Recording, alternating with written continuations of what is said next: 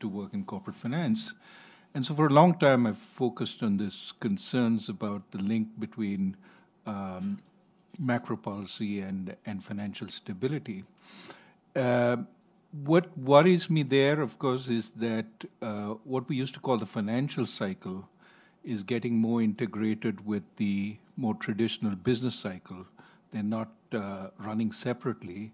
A point that Ben Bernanke made yesterday, I think, comes to mind, where he said, how much room do we have in monetary policy if even at relatively modest interest rates, we start triggering financial booms? And that's actually a very real question. Has the financial sector, in a sense, constrained the room for monetary policy? It's a very important question.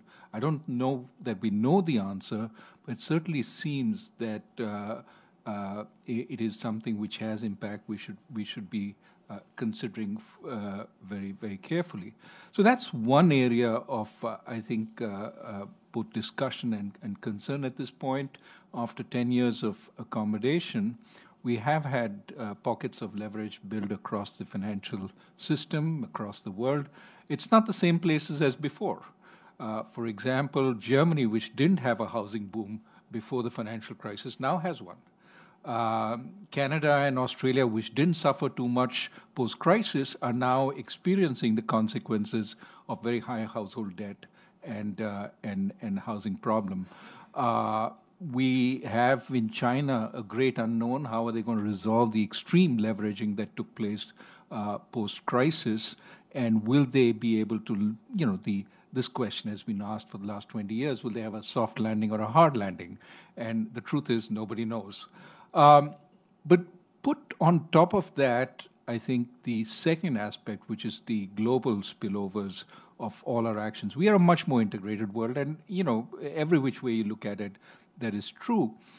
And the reality is we don't have governance structures for this integrated world. We have a governance structure which relied on the benevolence of the United States doing the right thing and being the residual claimant in some sense, both in terms of the costs of effort in rescues, but also in putting out for everybody else, and also being the entity that showed the way in terms of how to behave. And of course, one of the big concerns now is that dependence on the U.S. can no longer be taken for granted. One example, which I think we're not paying enough attention to, is what happened in Turkey now. I'm not holding a brief for the quality of the Turkish administration, but it would be extremely hard to think of a situation in the past where a reasonable member of various bodies like NATO, for example, when they're down, you kick them by levying more tariffs on them at that point.